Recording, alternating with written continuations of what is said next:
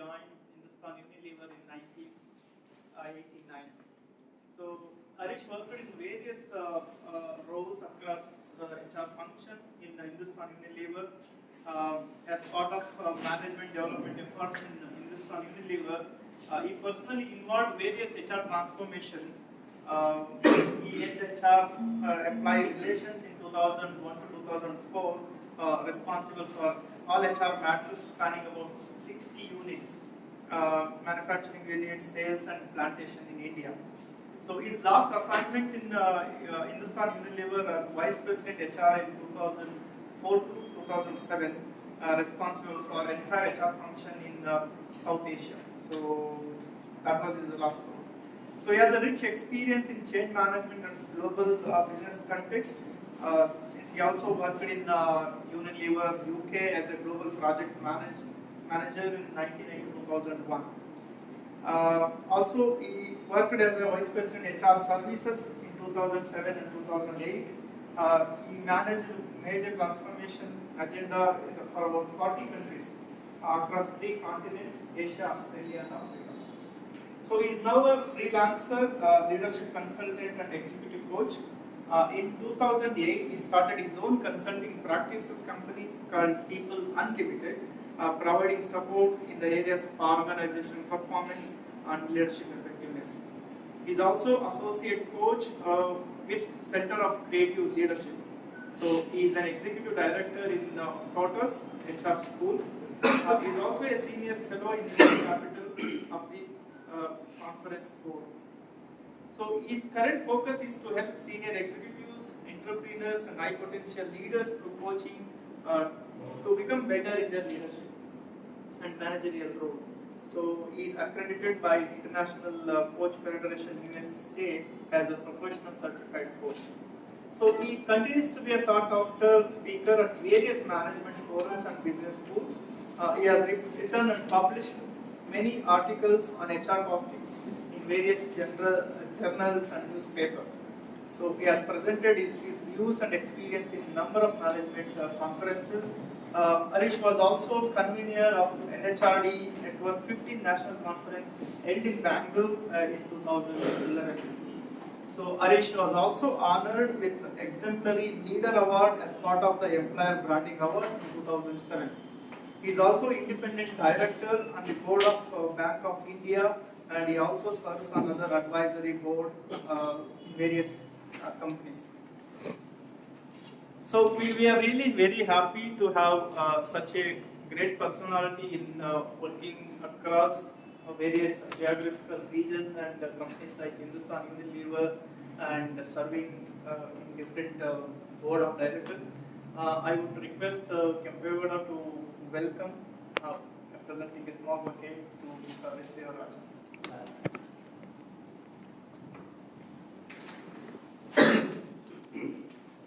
Thank you very much.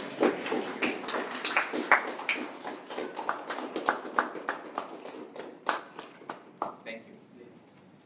So I would also welcome all the people who are here with your busy schedule on Sunday and Sunday day.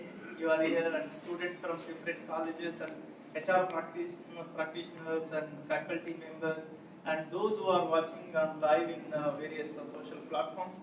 So I really welcome all of you. So the today agenda, HR here and now, Harish Devarajan, also Ganesh Challa and Vijay Rao. So they are the author of this book.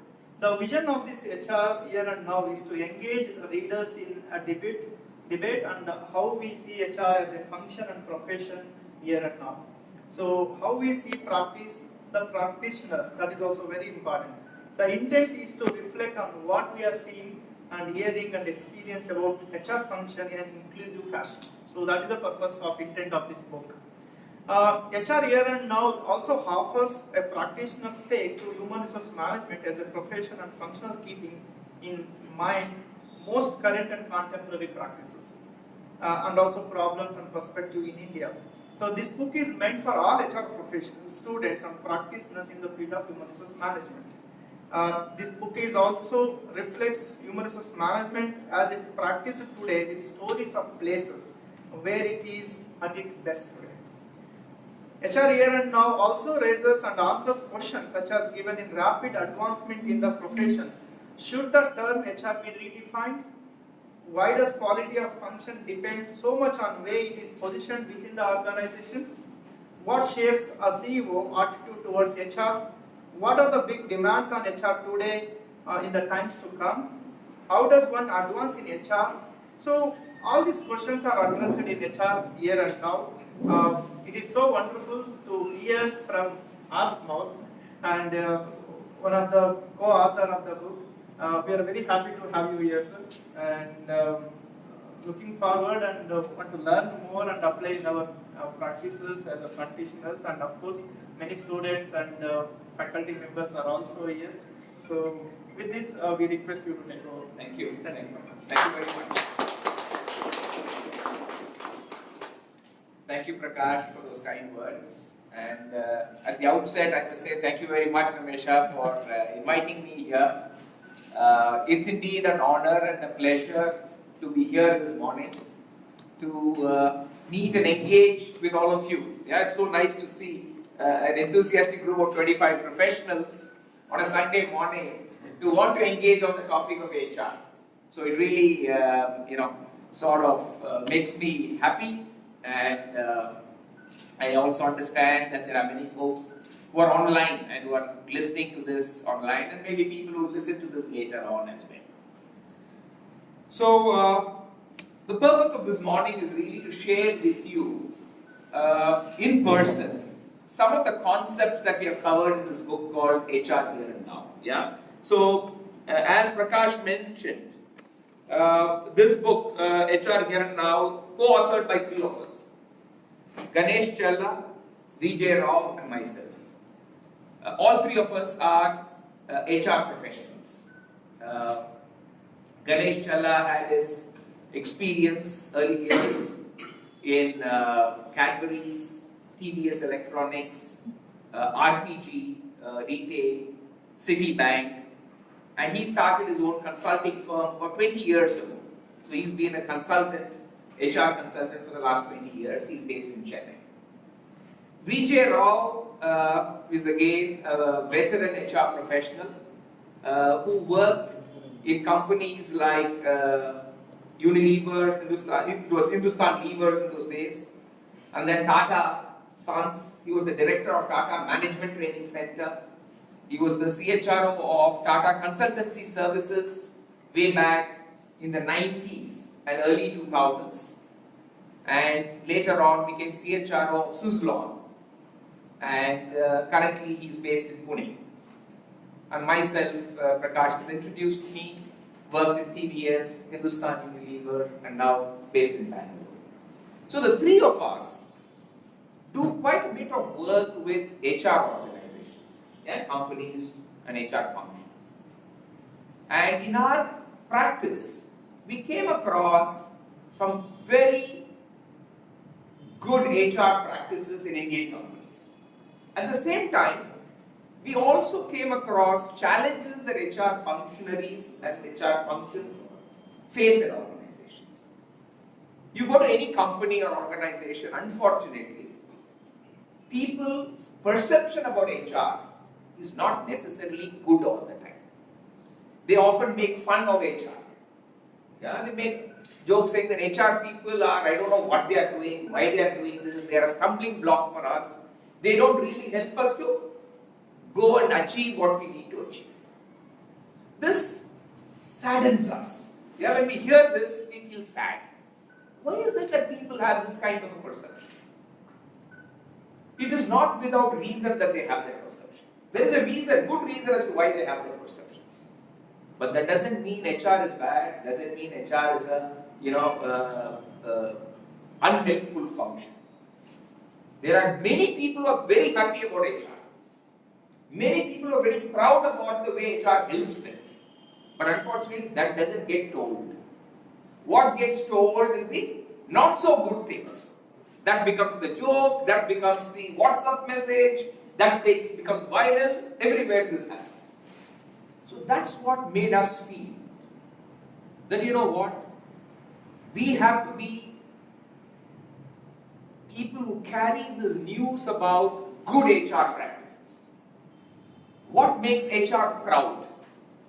So that more people get motivated and follow those good practices in more places. It is a balance. There are good things and there are bad things. When there are more good things, the perception is good. If there are more bad things, then the perception is bad. Sometimes perception itself makes people think that there are more bad things or more good things. So this book is in some ways a creator of the right perception about HR. So what is it that HR is doing and doing well? That is one of the purpose of this book. The second thing is, HR people are responsible for building the capability in the people in the organization. The training function is part and parcel of the HR function. They are responsible for training the technical people, they are responsible for training the sales and marketing people, they are responsible for training the finance people, they are responsible for even training the leaders in the organization. But unfortunately, they don't seem to be paying enough time and attention to training themselves. They also need training, because we did our course maybe 20 years ago. Some of you, that you keep yourself abreast with the latest and are able to confront today's challenges, for which training is very important. And unfortunately, there is hardly any budget for training of HR people in the organization. Even if there is a budget, there is no time for them to get trained. This is the reality. Yeah? So, as part of our work, we go and train HR people in organizations. And we try to do it more because out of passion. We don't charge them like what we charge for training leaders in general management programs, which is our mainstay. Leadership development is one of the main things that I do. But when it comes to training HR people, we do it at very, very reasonable price, because we know that we have to attract them to get trained. Because if they get trained, they are likely to do good HR practices. If they do good HR practices, HR is likely to have a good name and perception. And that makes us all proud. Because at the end of the day, we must be able to go out wearing a t-shirt that says, I am HR. And feel confident that people will not stone us, but actually congratulate us. Yeah? For that, we must make sure HR is a good practice and is really recognized across the country. So that is the second thing that we wanted to ensure, that we give back to HR professionals an opportunity to learn and develop themselves. One is to do it through training programs, but everybody may not be able to come to a training program. So this book is in some ways a kind of a training manual. By reading this book, people get an opportunity to learn of what the good practices are, and also what some of the challenges are, and what some of the not so good practices are, so that they steer clear of the not so good practices, adopt the good practices, and become a recognized HR function. So that's the second purpose of this book. The third one is really organizations and leaders. All of them are practitioners of HR. HR is not necessarily that which is done by HR managers. Unlike sales, sales is done by the sales manager. Finance is done by the finance manager. Engineering is done by the technical manager. HR is done by all managers. It is not only the HR department which does the HR. Performance appraisal. Who does the performance appraisal? The line manager does the performance appraisal. Who does the motivation of the employees?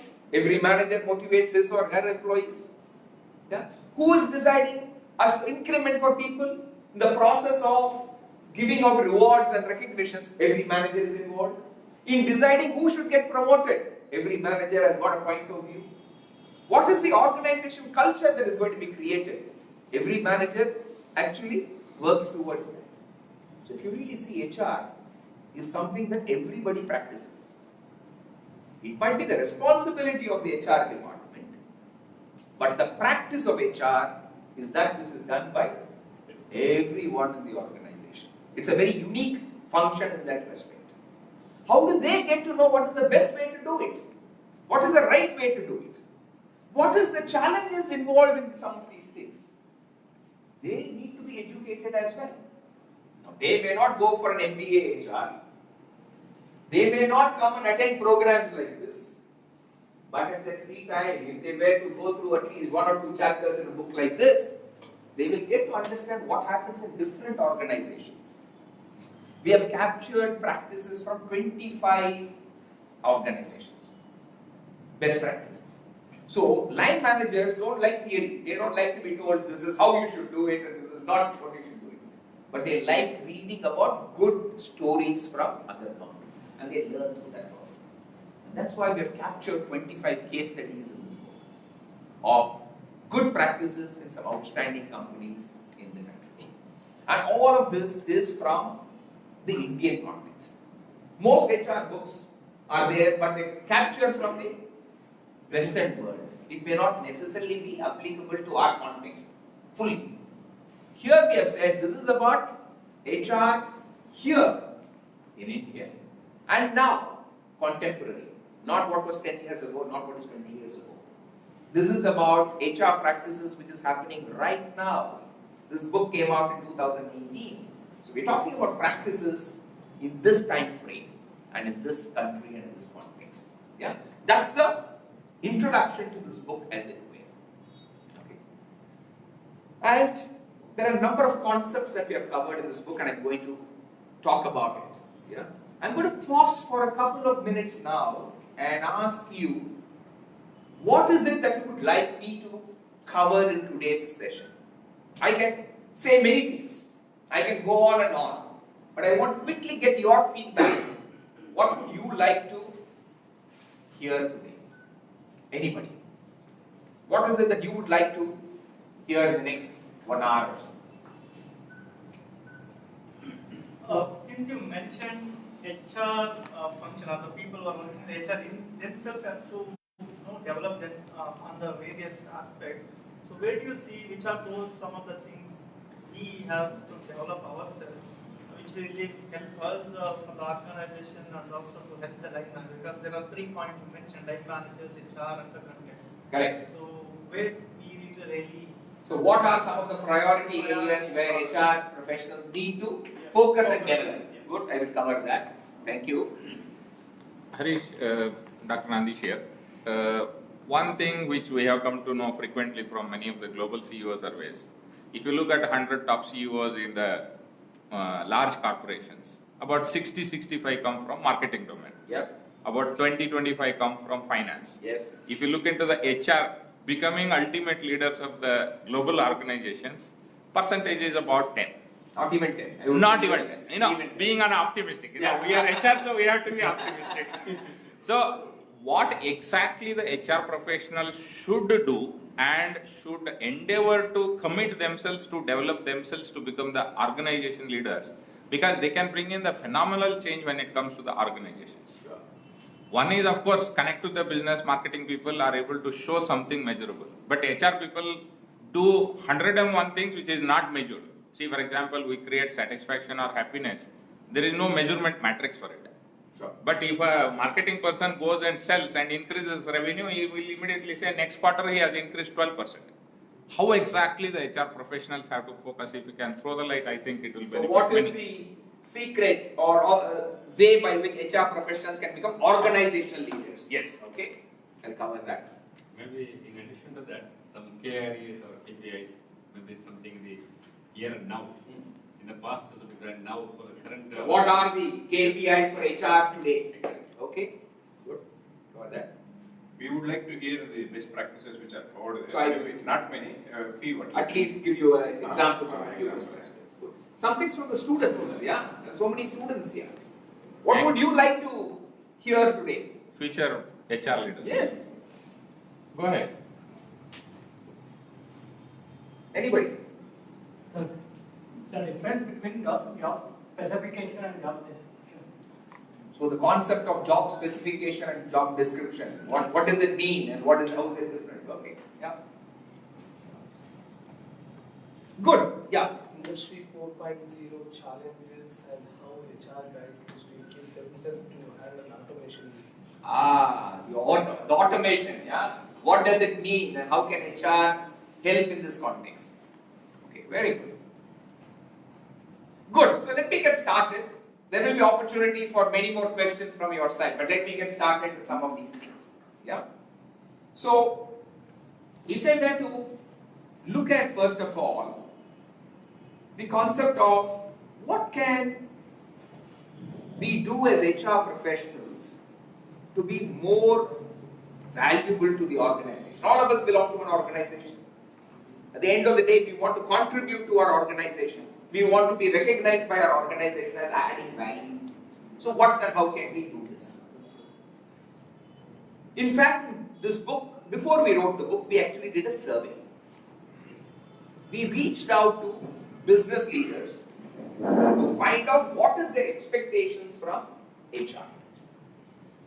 What do they want? And also ask them, how are they finding HR people today? Doing well or not doing well? And that survey gave us a lot of interesting information, and that is all covered here in this book. But I'm going to give you some headlines here. So one of the things that we ask these business leaders is saying that what are the priority expectations from HR? And three things emerged as most important. First thing, they said organizations' capability to face the new challenges. HR needs to take ownership of building that. Not individual capability, organization's capability. Because organization capability is by way of systems, processes, talent, and the abilities of people. All of this put together is organization capability. Individual capability is the ability to do things. But organization is not only the training, but also systems, processes, and the kind of quality of talent that the organization is able to attract and retain. That determines the organization capability. So the first thing they said is improve organization's capability in line with today's context and challenges. First expectation from HR. The second expectation from HR is to build the right kind of culture in the organization. Peter Drucker, the famous management author, had written this book called Culture Eats Strategy for Breakfast. We all hear about strategy as a very, very important thing. He said strategy might be big, but culture eats it for breakfast. It is nothing compared to culture. And why did he say that? Because he said the best of strategy can only remain on paper. Its effectiveness is only when it is implemented. And it is organization culture which makes sure that strategy can actually get effectively implemented. And who is responsible for culture?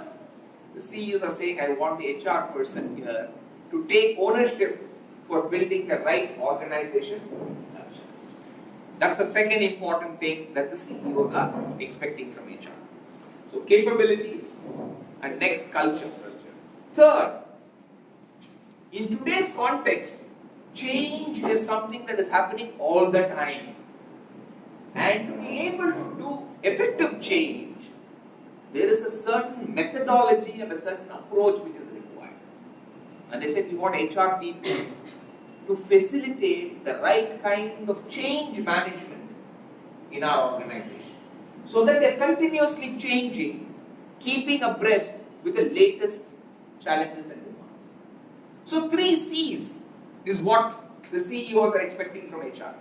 Organization capability, organization culture, and ability to manage change. This, they said, is a priority for HR.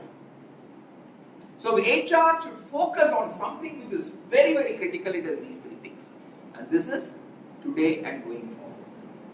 Now you may ask, but we didn't study any of these things. We are learning, recruitment, we are learning training and development, we are learning industrial relations, we are learning HR operations. That's the kind of job we are also doing. But we are not doing this. What is the mismatch here? Now those are the fundamental expectations of HR. It is what we call as par for the course. If you don't do recruitment, it is not that you will not get rewards, you will get fired. That is hygiene factors. Yes, fundamental factors.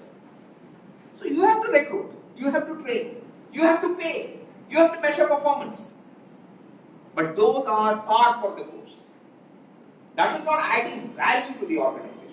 That is making the organization run. If you want to add value to the organization, then you better think in terms of organization capabilities. Think in terms of organization culture. Think in terms of change management. That's the, if you ask me, cherry on the cake.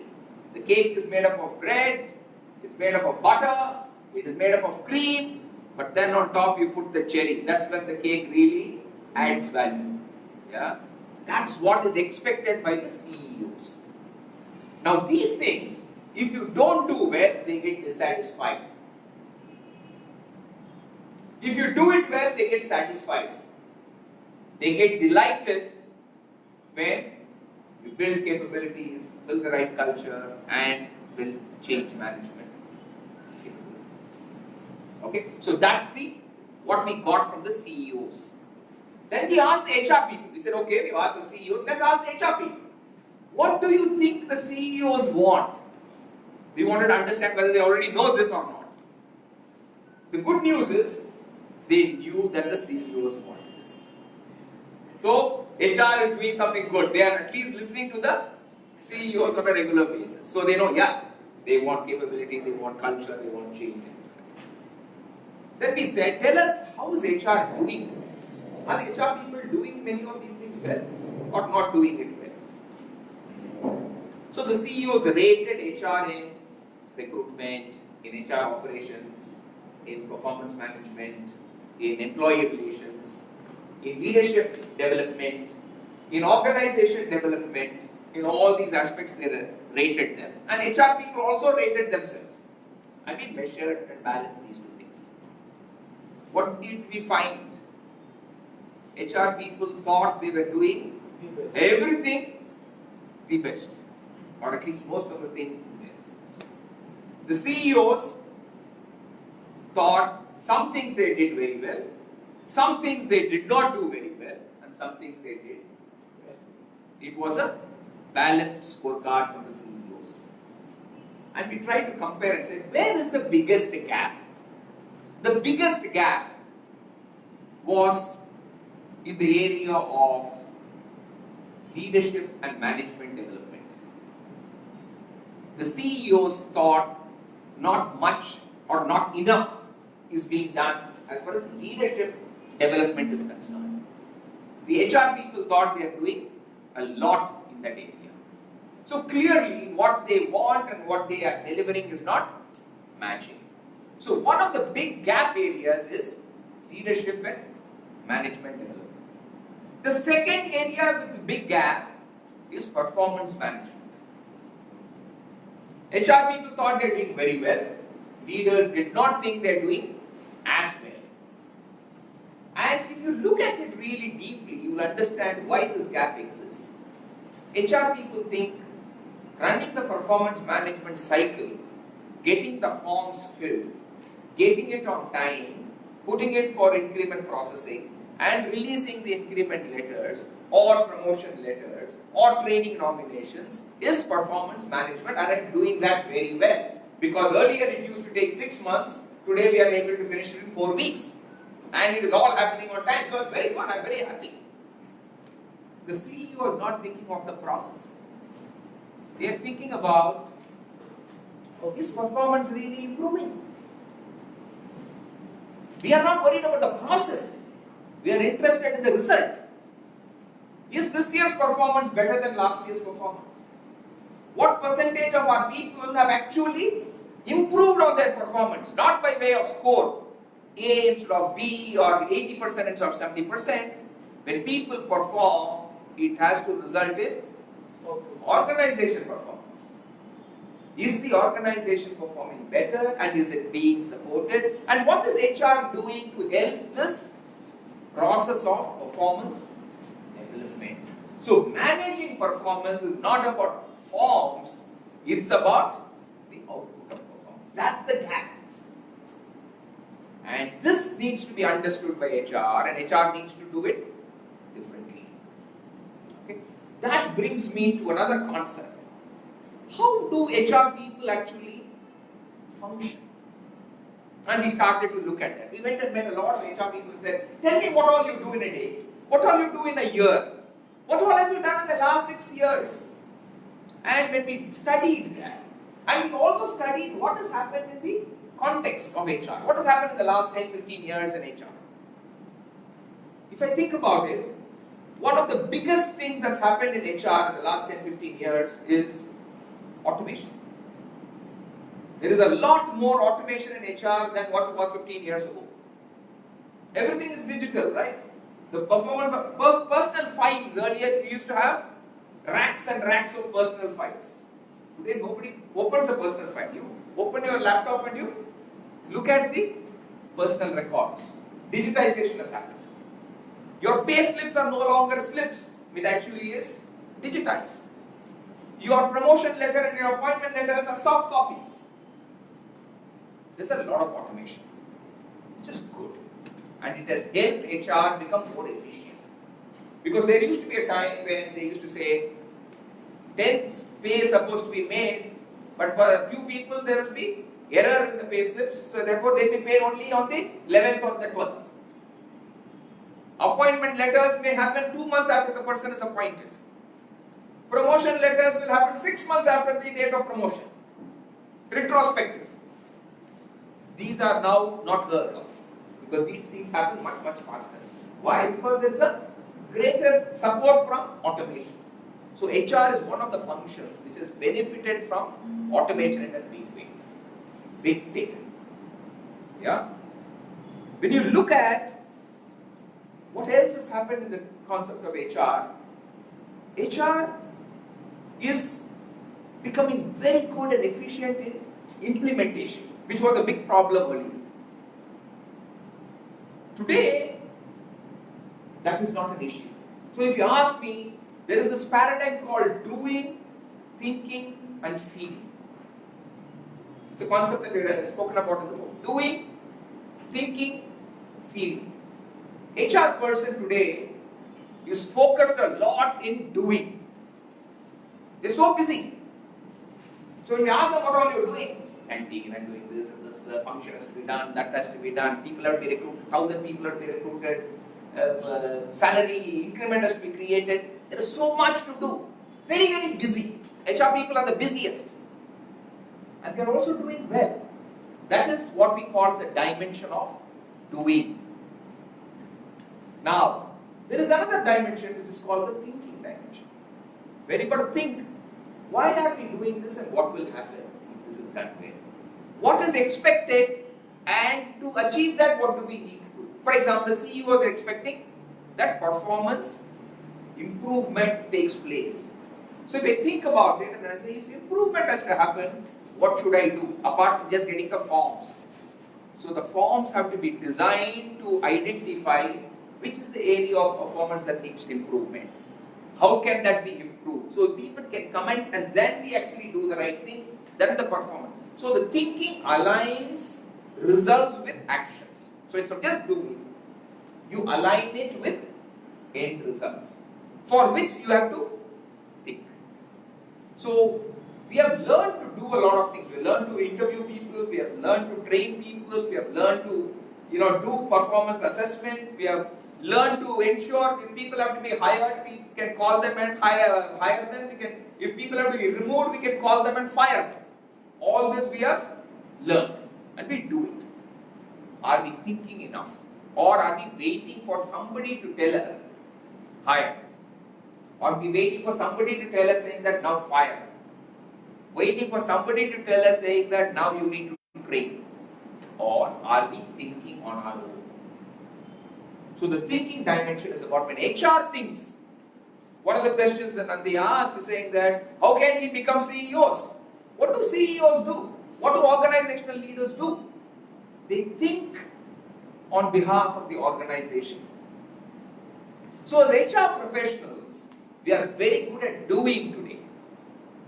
We need to develop our ability to think and then develop therefore the agenda to be done, rather than waiting for somebody to give us the agenda.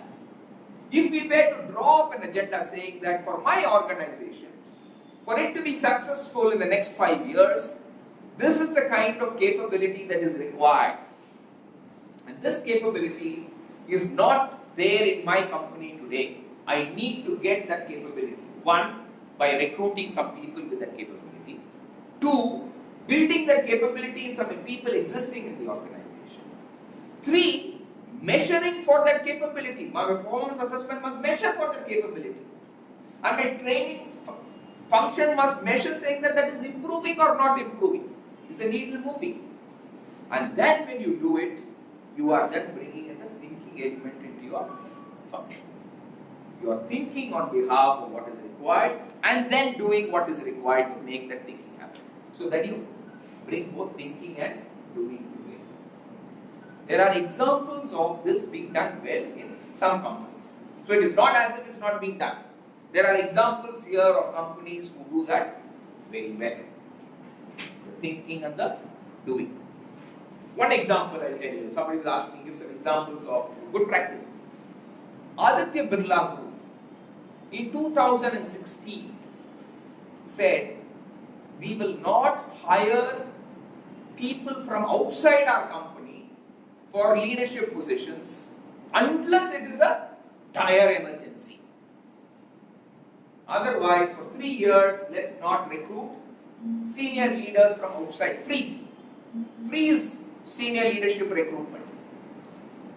Why did they do that? This was a thinking by HR. So I am giving you an example of thinking HR. They said, we are recruiting a lot of good talent at the junior level. We are also recruiting talent at the senior levels. The junior people are growing and then not finding opportunities and they are going away. And we are recruiting senior people from outside. So there is continuous recruitment activity both at the junior level and at the senior level. They said, if we said no more senior people coming in, organization needs senior people, needs experienced people. But if you say this source is shut out, then you are forced to develop people from within to fill those gaps. And if you don't develop and you get the wrong kind of people there, what will happen? Organization will suffer. And you as the leadership team are responsible for organization performance. They then invest time, money and effort in developing people from here so that they can fill those things. So in the last 3 years, it has led to greater number of internal talent getting developed and groomed. Not that they are not recruited from outside, they have recruited but very minimum. Maximum number has grown from within. Now, they will not continue this forever because at some point of time you have to compare the internal talent with the external talent. But for a period of time they have frozen that and forced this. And this is a good example of thinking combined with doing. If you want to build internal talent, we have to force some policies and things like that and do it differently so that we are able to build this. Yeah. What kind of talent do we need? Yeah, that is what job specification is. What kind of a capability is required to do this job is defined by job specification. I need somebody with 20 years of experience. I need somebody with an engineering qualification. I need somebody with the ability to manage thousands of people. I need somebody who is able to not just think but also influence. That is job specification. Specifying what is it that will help you to make the job happen in the right way is job specification. That's very important. In a lot of places we do job description. Job description is saying what is the job intake. Oh, he has to make plans, he has to review the performance, he has to pass orders and he needs to pass bills and he needs to review people. That's a job description. It describes the job. But to do that well, what capabilities does he need? That's the job specification. And what did the CEO say? I want organizational capabilities. So HR needs to start thinking from specifications point of view rather than just from a description point of view. When we are recruiting people, we need to have not just the job description, we need the job specification. What kind of a person are you wanting? And why do you want that specification? Understanding it by linking it to the job description. Then you are thinking. If you just take the specification, run and go and recruit and come, you are doing the job. But if you ask the question and link it with the job description and then go and get the person, then you are thinking and you are doing. So both dimensions are, the thinking dimension and the doing dimensions are all both in partnership. This is beginning to happen. More and more HR people are beginning to ask, think and then do, which is very, very good. But there is another dimension which we found is unfortunately missing in the HR space, which is what we call as a feeling dimension. Some of you, like me with some white hair, will understand 50 years ago, HR was only a feeling function. People used to say, you can't even do anything here, HR does not do anything. They are only saying, oh poor fellow, you have to take care of him, you must not do this because they will suffer. We were a feeling function at that point of time. Why? Because the jobs that HR people did in those times was predominantly welfare. There was the welfare officer position was what HR people occupied. The job description of a personal person at the time was welfare. Is the employee well clothed? Is the uniform there? Is he taken care of? Is he being fed properly? Canteen is it working okay or not? Is the salary being paid or not? Is the perquisite happening or not? Does he have enough money to go and take his family out? So the thinking was welfare. And what did it require? What was the job spec of the welfare officer? Specification for the welfare officer was, does he feel for the employees? Does he understand who the employee is? What the employee wants? What will make the employee happy? What will make the employee satisfied? Feeling was the specification at that point of time. Then people said, no, you have to recruit thousands of people, you have to train thousands of people. Job description changed, specification changed, feeling went out, doing came. He must be an action-oriented person. He must be able to run to 20 different places and make sure things happen on time. The job specification of the HR person changed to doing. Today, the job specification of the HR person is he should think and he should do. Business acumen is there. Does he understand business? Does he understand marketing? Does he understand sales? Does he understand results? Can he read P&L statement? Can he see the business results? And can he work towards that? So the job specification for an HR person today seems to be thinking and doing. Feeling has been forgotten. Just think about it. Every function has got a value to add to business. The sales and marketing function adds value because they understand the consumer well. Because they understand the consumer well, they are able to influence the organization doing the right thing to fulfill their expectations. The finance function understands the regulatory requirements. And because of that, they know the balance sheet has to be drawn in this particular fashion. These are the acts that have to be complied with. Finance is available from these sources at this kind of a cost, which is the least expensive finance source. They understand the financial market and the regulations so that they are able to add value. The engineering person understands the latest technology that is available to be able to deliver the product within the organization. And they therefore are able to come and add value. Now as HR person, what is the value add that we are doing? if we are in the people business, do we understand our people the best? Are we the best in understanding people and people's capabilities, people's motivation, people's orientation and people's performance? If we don't, then we are not fit to do the people function. If you only think, anybody can think, to be very honest. Do, most people can do. Feel, unfortunately, very few people are able to feel. Not that they can't, that they have not developed that element. In an organization, we are talking about organization capability. In the organization, who is the thinker? Many people will put up their hands. Every function will put up its hands.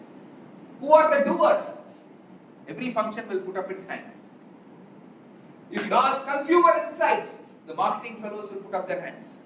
If you ask about financial acumen, the finance people will put up their hands. If you ask for technological insights, the technology people will put up their hands. People insights, maybe everybody will put up their hands, but it's only to this extent. Who is the expert? Experts should put up their hands. And if they put up their hands, they must really be able to add value in that dimension. What is it that differentiates people from many other resources? There is this human element. There is this feelings dimension. Today we are talking of artificial intelligence. Okay? Very soon artificial intelligence will be able to replace the thinking of human beings. Robots will be able to replace the doing aspect of the human beings. The one thing which is still not yet been automated is feelings. And if we don't understand the feelings of people, and if we don't able to appreciate what it means, that element, we are not doing our jobs properly.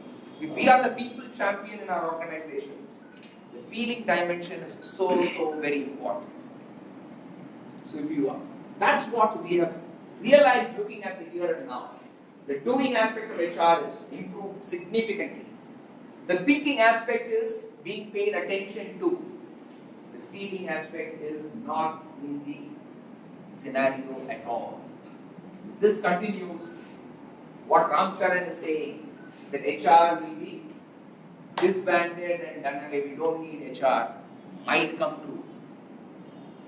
The way to make sure HR is adding value is to ensure that we are in touch with the feeling dimension. We don't have to be only feelings people. We must combine it. The doing, thinking and feeling. It's a three-way kind of a fulcrum which needs to be kept in mind and built and developed. So one of the biggest challenge for HR going forward is balance between doing, thinking and feeling. Doing is pretty good today, thinking is happening, needs to improve, feeling is almost absent, can we bring it back? Now, it is a real issue. In business schools today, HR's course is being filled with engineers. Why? Because thought is only job. I can't get an engineering job, let me get an HR job. There's nothing wrong in engineers coming to HR. But are they investing enough to develop the feeling quotient in them? Because that is what is required. Because if you are talking of analytical capabilities, it's part of the course. Everybody can analyze. If HR manager can analyze, finance manager can also analyze, even if not better. The technical manager can also analyze. The value that you add is the feeling dimension. Understanding the human being. Not just theoretically, but in reality. That needs to be invested in. So if you ask me, HR people must honestly ask themselves, do I know my people? Not by names, not by numbers, not by data. Do I know them by their intrinsic feelings? What do they feel happy about? What do they feel sad about? What do they feel frustrated about? What do they feel hopeful about? Do you know your employees? I am sure many of you know your employees in that fashion. But that needs to be strengthened and furthered. That's when you will be valued within the organization. So the CEO says, when I talk to my HR person, he must add value to my already existing thinking. I know that more people are motivated, I know recruitment has to be done, I know this has to be done. But if we can add a new dimension, say, you know what, if only we provided some space for them to develop their interest, they will be far more engaged, they will be far more motivated to deliver. That's a new insight and input. That's what I'm interested in. What is it that they will like? Do you know that? Don't give me theory, but tell me in practice. What do our people really like? So when we make managerial decisions, I want the HR person to add value from a position of knowledge and experience. They know my people and they know the feelings of my people, and they are able to add value to my decision. Otherwise, I don't need him in the room to make decisions with me. I can make the decision and tell him what to implement. The only way I will involve him in decision making is because he or she adds value to my decision making process by giving me inputs which are not already available with me, and which will come because they have a better connect with the people. They are in the day-to-day relationship with people and they understand people. So that's the dimension that we are talking about as the doing, feeling, thinking dimension. Yeah, that's an important aspect that we have spoken about. The professional development of people. So how do professionals actually develop themselves? HR professionals, all of us go through a course. Many of us have done Master in Social Work. Many of us have done Masters in Business Administration. Some of us have done post-graduation in Human Resource Management. So we study a lot of theories. We study a lot of different contexts and things like that. But once we come into the organization, we stop paying attention to our learning and development on a continuous basis. That's very important.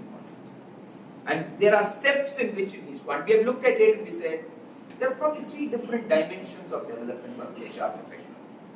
There is one as a professional development. Second is the development as a partner in business. And there's a development as a leader in the business. So 3 different segments we have mentioned. As a professional, you have to start appreciating the practical aspects of what we have studied. We know the principles of learning. What kind of learning methodologies work?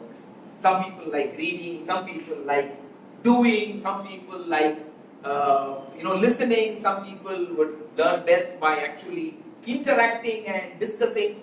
So these are theories of effective learning.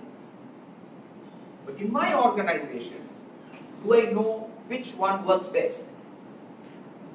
Or am I just doing all classroom lessons? Do I know the participant's profile? If I know the participant's profile, then I can design the program accordingly. So you have to learn the practical aspects of many of the things. The second thing is really about trying out the different things that I've learned, doing it myself. So in the initial years, you want to recruit people, you want to sit in interviews and interview people and see whether you're able to find the right candidate. Can you stand in front of a class and train the class? Yeah? Can you actually do the calculations and be able to come up with saying that what is the benchmark increment that we must give to our people? What is the basis on which it's developed? So it's a lot of practice that happens in the initial stages for your professional development. In reality, many of you may find that you're finding your first job in only one area. Your job is only to recruit people. You're on the recruitment team. So in the next 3 years, you're only recruiting. You will become a recruitment specialist. But for your overall development, it's very important that you learn to do the other things as well. It's very important that you learn to develop, design, and deliver training programs. It's important to look at the HR administration. What are all the different aspects that need to be covered? So that job rotation is very, very important.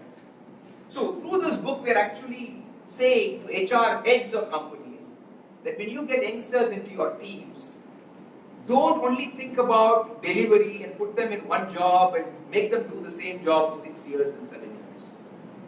Rotate them every 2 years.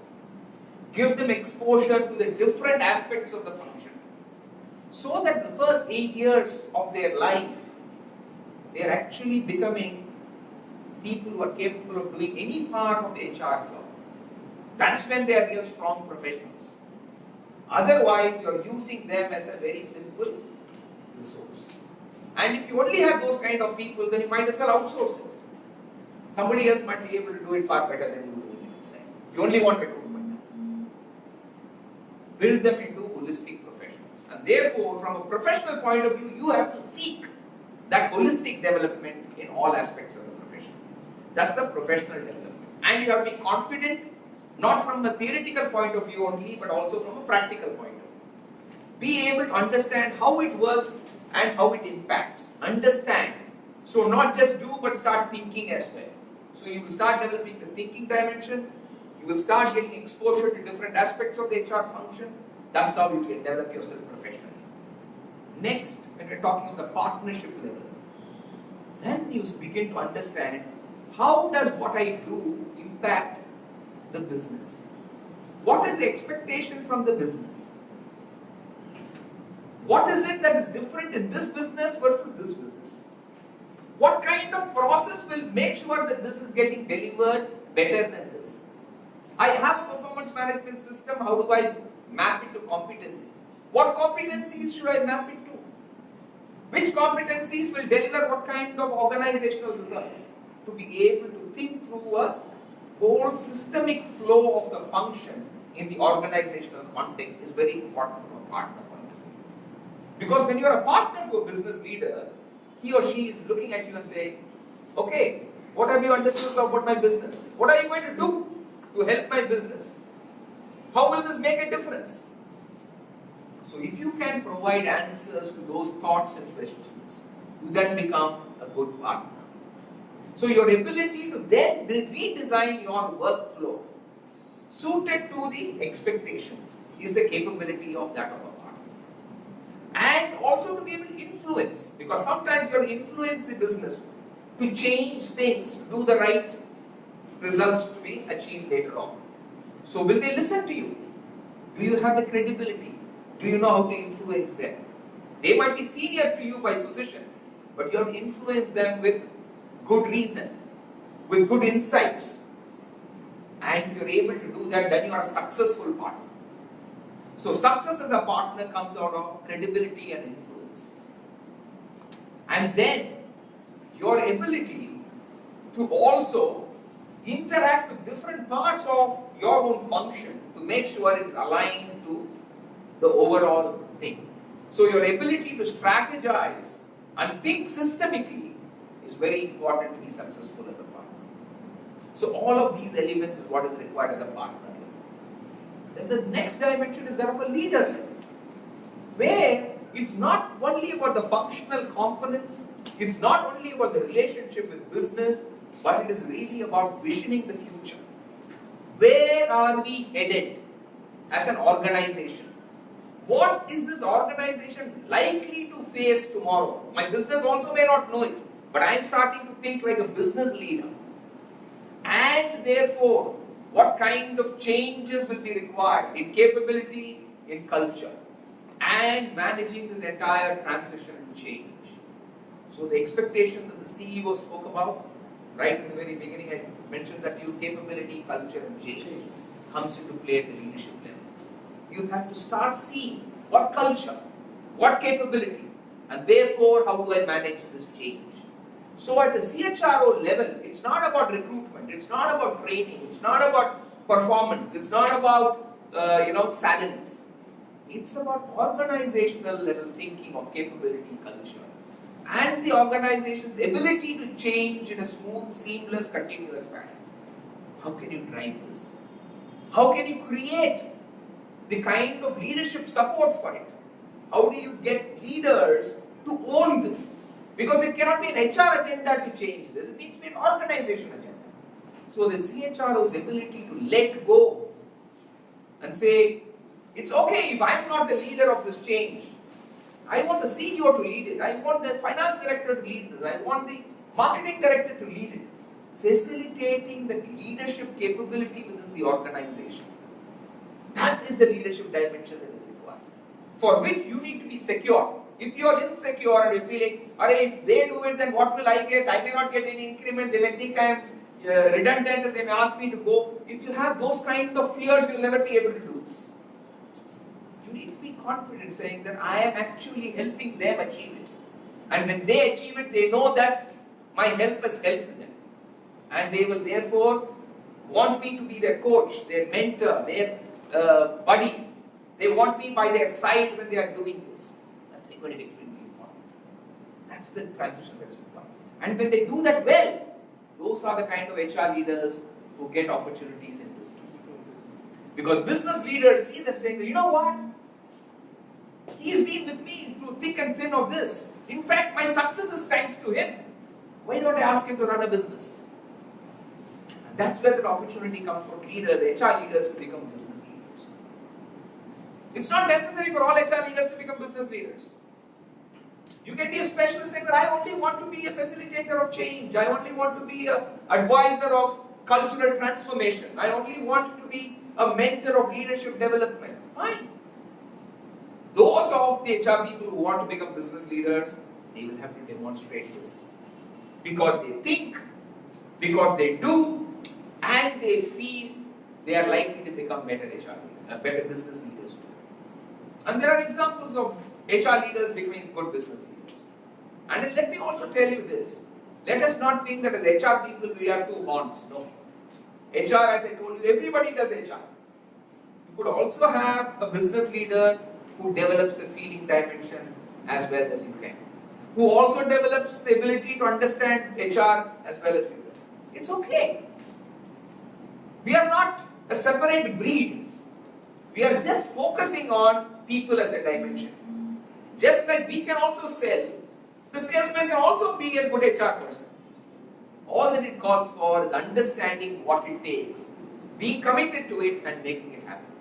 So it is not because we have an MBA HR that we are an HR professional. We are an HR professional because we practice good people principles. We understand the concepts of people principles. We appreciate and understand people as human beings. And anybody who can do that can be a good HR professional.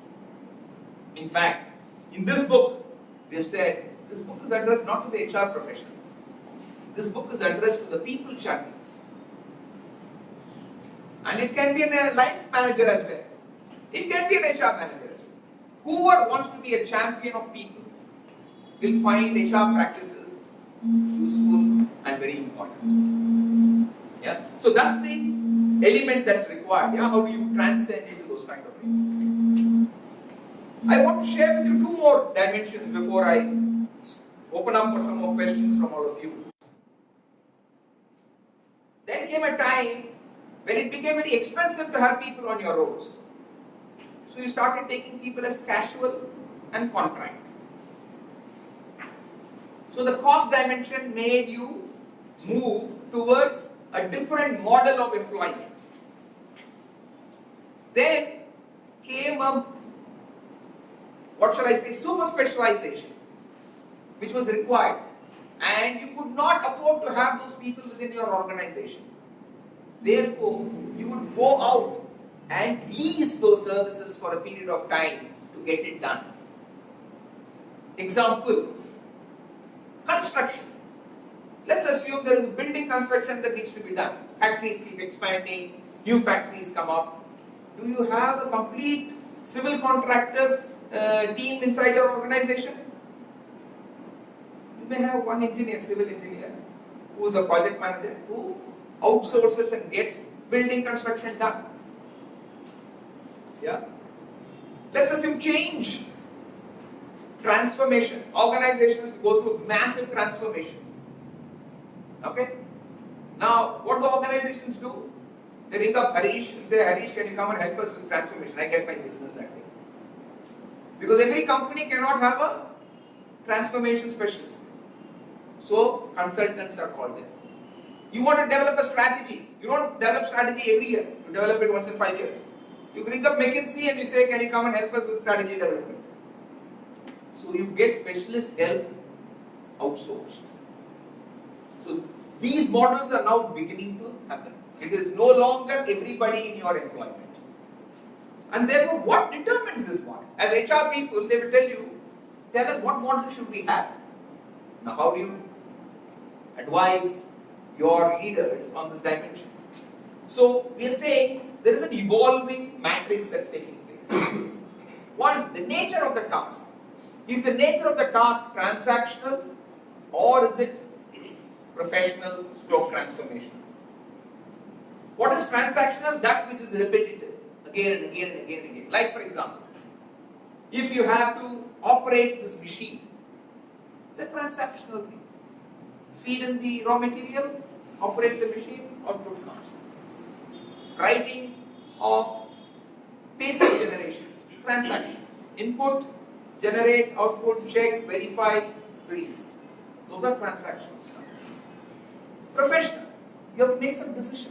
You have to take at some issues, look at it, think about the context and take a decision. You need to apply knowledge of the context before you take the decision.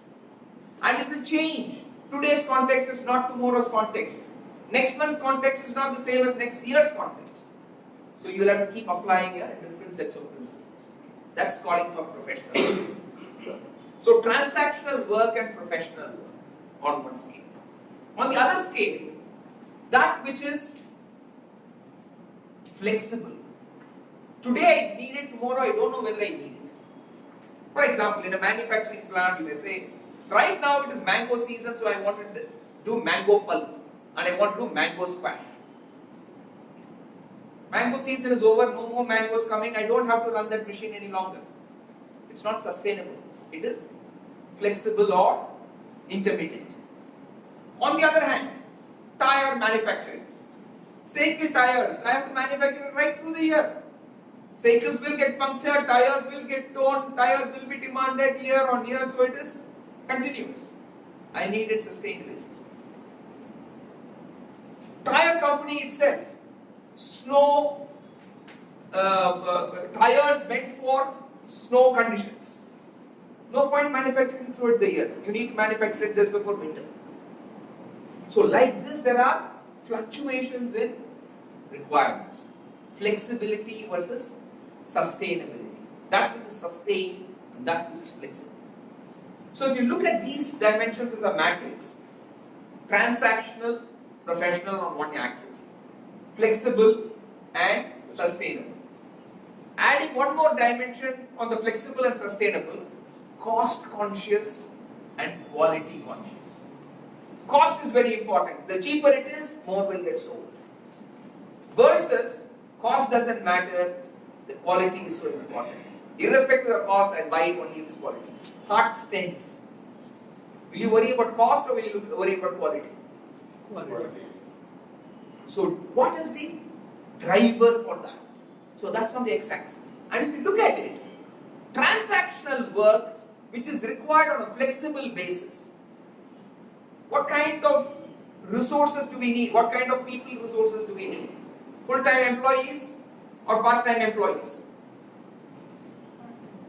Transactional, flexible. Part-time. You don't need them for 12 months and a year. You can take them when you want. Therefore, you look at casual, you look at contract, you look at outsourcing, you look at all of those things. So the model best suited for a transactional, flexible part of the work is you look at what we call as temporary resources. Professional and flexible. I don't need it all the time, but when I need it of a very high caliber. What kind of resources do we need for that? Consulting. Get the consultant. It's a consultant. It's not somebody who just come and operate and go away. The quality is very high. Their experience is very important. Their credential is very important. But I need them only for 3 months. So then it is in that consulting space. Then you look at sustained. I need it all the time and I need it of a professional quality. For example, a CFO of my company a CHRO of my company. I need it all the time and I need high quality. What do I need? I need full-time resources. I can't have temporary CHRO. I can't have consultant CHRO. So that's professional, sustained, full-time. Then transactional, sustained. What do I need? I need it 12 months of a year, but it's transactional work. What do I need? Outsource it. I can outsource it, but sometimes outsourcing may not provide automation. So can I invest in automation? I own it. Because if I outsource it, if there is demand in the market and somebody pays a little more and that fellow goes away, I'll be stuck. That's what happens with temporary resources are market driven. Every day the price might change. I might be doing work for you this year. Next year somebody else is offering me 3 times. As a consultant I'll say, thank you very much Snyder. I've done enough work for you. Now I'm going to go to actually Toyota. Because I think they need me more. And I'm going to go and work there. Suddenly you'll find, who else can I get now? So if it's sustainable, you need your own resources. Or you need your own automated solutions. So this is how the matrix is moving. So when somebody says, can we automate HR? So the question to ask is saying that, what are we talking about here? Flexible, sustainable, routine, professional. Once you have this model, then you are able to think about saying that, is this worth automating? Is this worth outsourcing? Is this worth building in-house? You now have a way of thinking through this problem. And then you are able to come to a better solution. Of course, context will change. What is flexible today might become sustainable tomorrow. What is sustainable today might become flexible tomorrow. With the context, you have to apply this framework. So we are again talking about this framework and saying, how do we manage this? So these are all examples of how HR is thinking. Because HR has begun to think, it's able to think of all these different ways of looking at issues. And if HR feels you're able to do it in a very humane way, then you are a holistic HR function. Thinking, doing, feeling, and applying the right models and making it forward. So that's some things what we have mentioned here. And one last thing before I open up. Somebody said some examples of some good practices. What do other companies do? How many of you have heard of this company called Talocity? Talocity. Talocity. It's a startup. It's just a 12-month-old company. It's called Talocity. It's based in Gurgaon, but it's operating across India today. What are they doing? They are automating recruitment processes. So what are they saying? You have to recruit 10,000 people. To recruit 10,000 people, you have to probably see 10 lakhs of CVs. And then you have to interview maybe a lakh of people. Where is the time? Where is the consistency? How will we do it? And we need to do all of this in 2 months' time. Impossible. So they say, this is flexible. This is not sustainable, right? Not right through the year. We need to do it for 2 months in a year. Yeah? And it's a bit of transaction, a bit of professionalism. It's a combination of both these axes. Okay? We'll automate the transactional part and just bring in the professional thing to take calls. So what have they done? They've actually created an automated recruitment portal. Anybody who's interested fills out a CV in a particular format. Posted in artificial intelligence starts screening it and says, this kind of qualification is what is suited for this job. Screen, cut down the number of applicants to reasonable number of applicants. Artificial intelligence is doing that. Now they're saying, get them in front of a video camera and ask them to answer some questions. So there is a robotic questions popping to them from a video screen and they're answering. The whole thing is, interview is taped, and then they press the button. So you do your own interview at home, answering the questions, and you send it off. Again, there are some artificial intelligence filters with which they are looking at, saying that, what are some of the right answers? They are now adding machine learning ability as a next filter to that and saying that, what kind of answers are best suited for selection? Who got selected eventually? bring that learning into this process. Somebody who gave this answer, which is also a right answer, got selected eventually, versus somebody who gave this answer, which is also right but didn't get selected. So this answer has got a better chance of eventual selection, because that is what this company is looking for. So if you take this route, you will get selected. If you take this route, you will not get selected in this company. In the other company, it might be different. Both answers are getting selected. So machine learning is again contextually driven, saying that for your company, there is a learning algorithm which is getting driven, that generates the artificial intelligence, and they are improving the selection quotient from one screening to next screening by 170%. First time, they got it right only, let's say 2 out of 10 times. 2 candidates out of 10 only they got the right thing. Parallelly done. Manual interviews and AI driven interviews. They only got 20% accuracy. Machine learning brought in. Next time, they got 4 out of 10 right. Next time, they got 8 out of 10 right. Because the learning is kicking in and is becoming better and better and better. So Talocity is now providing services to all of these IT companies who are recruiting in thousands. They're saying, please cut down your interview time. You don't have to travel to every campus. We will set up the thing, people can record, bring it, we'll shortlist, we'll give you the top 4 candidates to interview. You can interview. And we are giving you hit rate of 80%. Talocity is now becoming a big business. It's one of the early companies. Now there are many more Talocities coming in. There are more companies which are coming in space. This is robotization. This is happening here and now in India. So does this mean HR has got no job? The transactional part of HR is gone. Screening, looking at CVs and ticking, that job is gone. So maybe we don't need an HR team of 150 people. Maybe we can do with 30 people HR. But the quality of the 30 jobs will be far superior. This happens everywhere. Accounts at one point of time used to have armies of people in the accounts function. Accounts function became smaller accounts function. Everything is Tally is doing it. Yeah?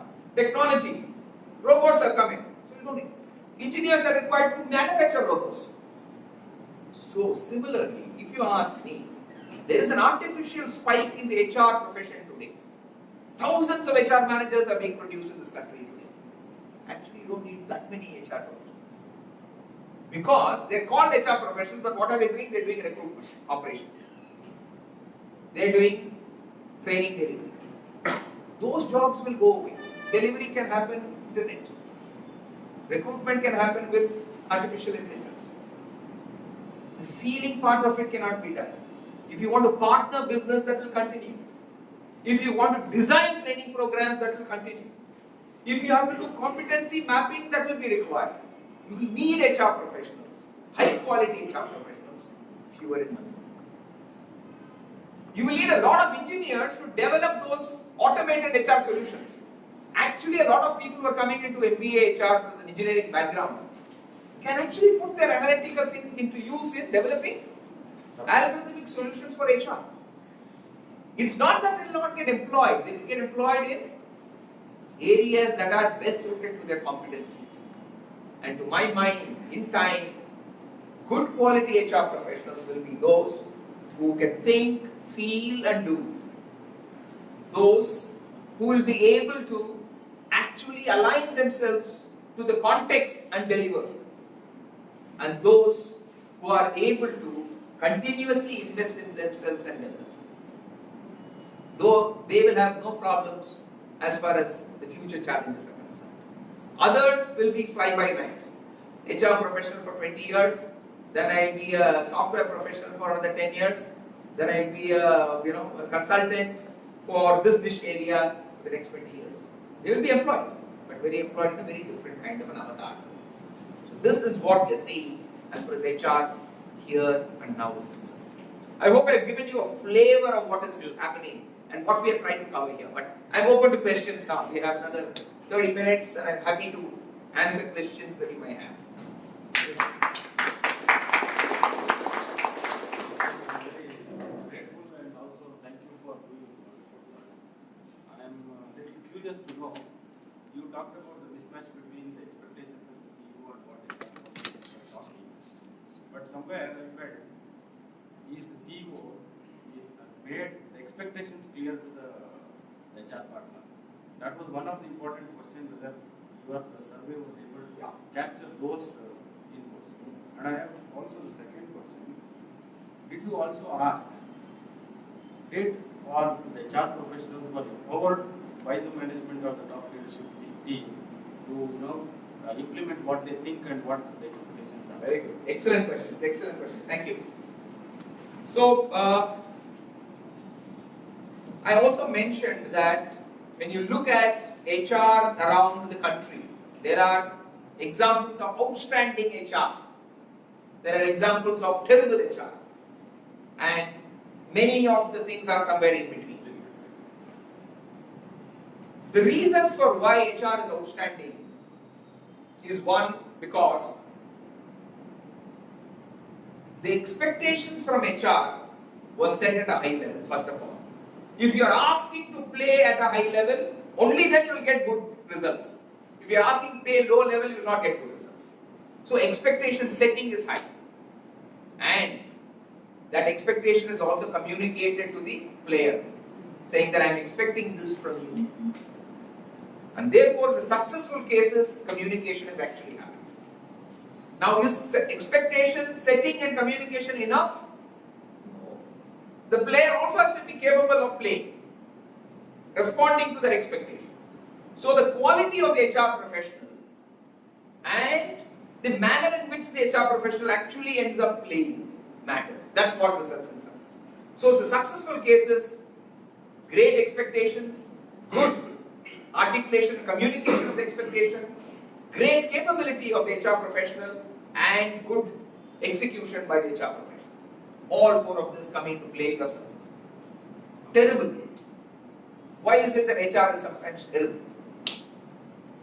It is absence of, if you ask me, at least 2 out of these 4 things are absent, that's why it's terrible. It could be that there is no expectation at all from HR. I don't expect HR to do anything. And therefore I am not communicating also. HR person is outstanding. And he is also able to deliver. But deliver what? Every time he comes, people say, why are you doing? No, don't disturb me. No. How will he deliver? Where will there be success? So he gets frustrated. Such people leave. Good HR people don't stay in those places. So the person who ends up in those kind of organizations are people who are saying, okay, he is not expecting anything from me, I also don't have to do anything, I'll get my monthly salary, I'm happy, I'm HR manager here. Bad HR is what happens there. Or expectation is there, it's also communicated, but people don't have the capability to deliver, HR is bad. Expectation is set, people are good, but communication is not happening, the point that you're making, HR is bad. So, it's missing of any of those 2 things. What is there in the middle? It is one, there is communication of expectations. There is delivery of HR happening. Expectation is not high, capability is also not high. You are somewhere in the middle. Mediocre expectations, good delivery of expectations. Whatever the expectation, which is mediocre. That's why it's in the middle ground. So if you really want to move from the middle ground to the top ground, what we find is the people who are expecting from HR need to raise their bar. They have to start expecting more than just recruitment. A lot of business leaders, you ask them, what do you want from HR? What I want? I only want good resources available all the time in my organization. That's all I want from HR. That's a very mediocre expectation of HR. Anybody can actually do that for you. You don't need an HR team inside. You have a good outsourced partner, you can get all the resources you want. Because HR is anyway going through an outsourced partner for it. In many ways. Expectation. So they have to be enlightened. So that's an important. Second is the capability of the HR professional also needs to be raised.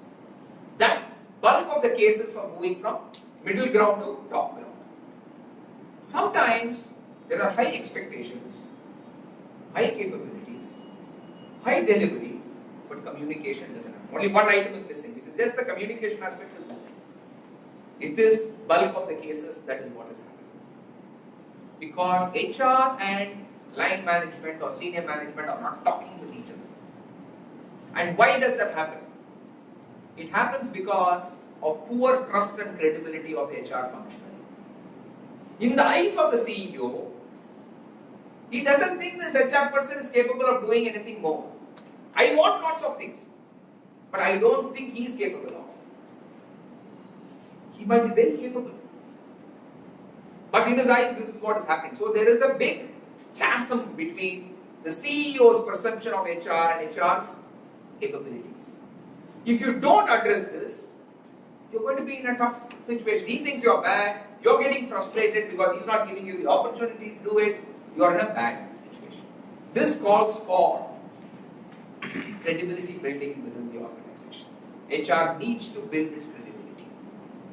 And you need to, first of all, understand that their expectations are like that. So, you have to continuously keep figuring out what the expectations are. You got to sometimes show them that you are capable of doing some things more than what they are expecting.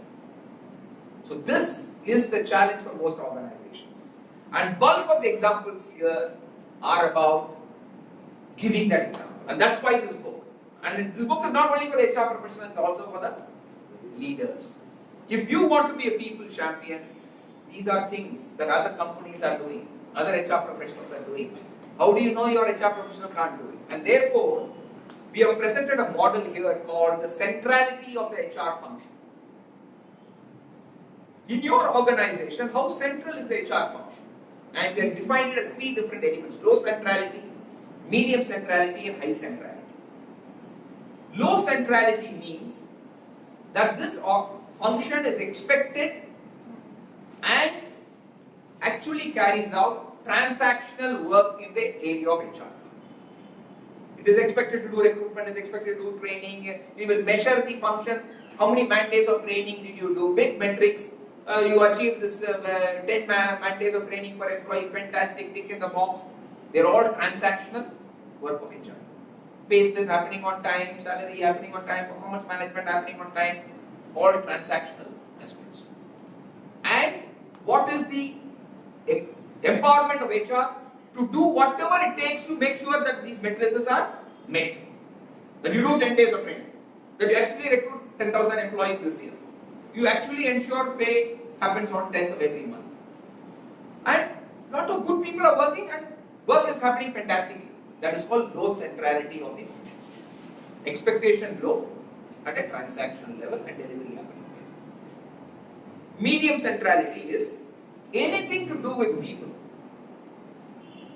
You have full freedom to design whatever kind of training program that you want to run. You want to change the performance appraisal system? Go ahead and change. Full freedom. You want to decide how to sort of move people around the organizations in terms of their career development? Full freedom to do it.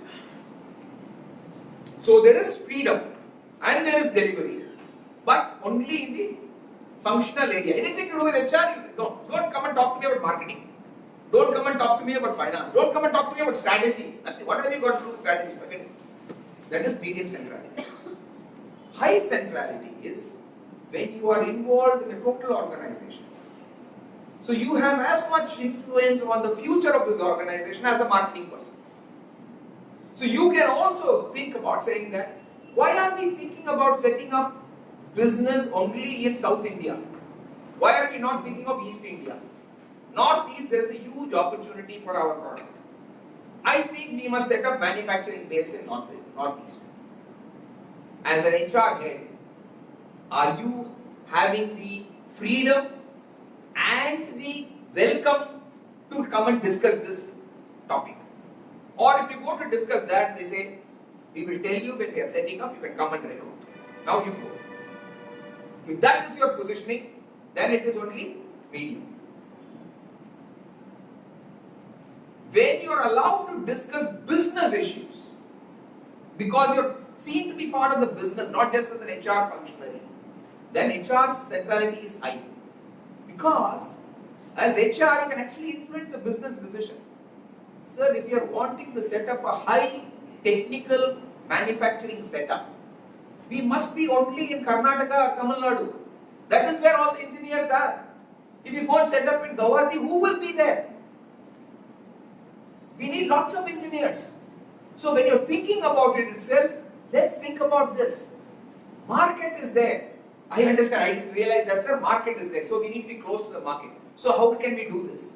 So can we have an assembly unit there and a design unit here? So if HR is involved in this process right from the very beginning, you will come up with much better business decisions. Then, if business people were to take a decision without HR input, and HR were to implement all decisions that were taken, you will only reach a particular level of efficiency. So for that to happen, you need to have the credibility. They must believe that you can come and add value. And quite often, a lot of companies use their HR people for implementing and use a lot of consultants for their strategic thinking. Which is true, it is happening. Why is it happening? Many companies call me and say, will you come and participate in our strategic thinking workshop? Why?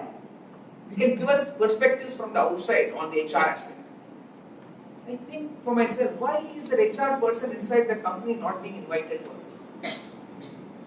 One, because they don't think he has the capability.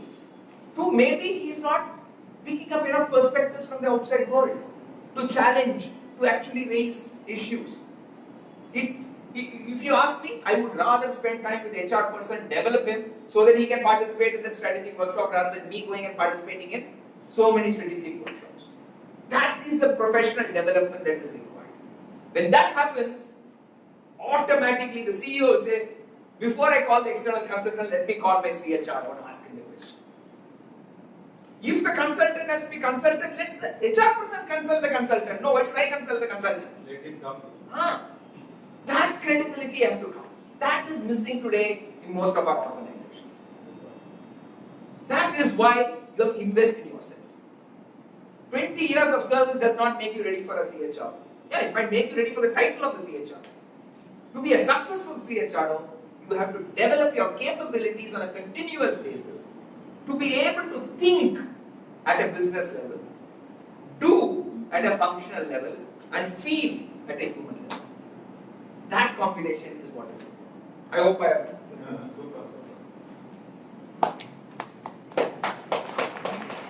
three questions. So, how do we manage when there is no scope for human approach in the organization? There is a conflict between human approach and the cost leadership. So, cost leadership becomes the predominant priority of the organization. How do we deal? Is it a better place to be as a in such organization is one question. And the second one, when we come to field factor, which you are mentioning, in the changing employment conditions, like where we are moving from permanent employment conditions to temporary as well as seasonal businesses, so there will be floating population kind of employees. So there, it is very difficult for an HR to bring in this feeling factor. So how do we deal with such situations? That is the second question. Then one more thing, probably which we did not address, engagement, employee engagement. More often it is treated as baby of an HR. So rather treating it as baby of across organization. Every manager has to own it as a employee engagement should be their cup of tea also. So many times it is treated as HR baby, and if it is good, the credit will go to the management, and if it is not good, the credit will come to HR. So how do we deal? And one more thing is that many of the organizations conducting these HR surveys through games like Avon, Evate and all those things. So is it really giving the best results? Is it relevant? What is your view on that? Okay. Thank you. Yeah, thank you. There's a lot of questions, all very, very critical and key questions. So first of all, cost leadership versus people orientation. Yeah, it's a classical dilemma in any organization. What is the purpose of business? Purpose of business is to be successful in their line of vision, whatever their vision is. Yeah? So it has got a financial metrics, it's got a social metrics, it's got a metrics in terms of benchmark standards with other organizations. Cost definitely plays a very, very critical and a key role. It cannot be a 0-1 game. None of these parameters can be a 0-1 game. It cannot be that we get the cheapest resource irrespective of their capability. No organization will agree to that. It cannot be only cost. There has to be a threshold of capability or quality. Okay, now let's assume the thresholds are met. And after that, if you need more motivated, more engaged, more capable people, it will cost you much more. Fair? You want a PhD engineer who will be able to develop and design a rocket, you will have to pay him quite a high sum of money unless and until he is a very evangelistic kind of a person who says, I work for free. So cost is going to be in direct proportion to capability in many cases. There is a business model where the business has to survive. So you will have to optimize these variables to achieve as a business. This is what your business theories and concepts teach you. Anybody who's done an MBA will know that there are many variables that you will have to optimize it and you will have to arrive at it. As an HR person, if we find that the organization is using the cost factor time and time again to say this is the only decision, and also complaining saying that the quality is so terrible and we are not meeting the results, and what is HR doing? What kind of people are you bringing into this organization? So if that is what you're finding, now your question is, should HR be there or should we go away from there? I would say we definitely should not go away from there. Because to my mind, it's a great opportunity for HR to establish the value that it can add. But yes, you may have a very, very obstinate set of leaders who are not willing to listen to you, who are not willing to think beyond what they are known. Okay? And therefore it becomes very frustrating for you. This is the life of many HR people in many companies.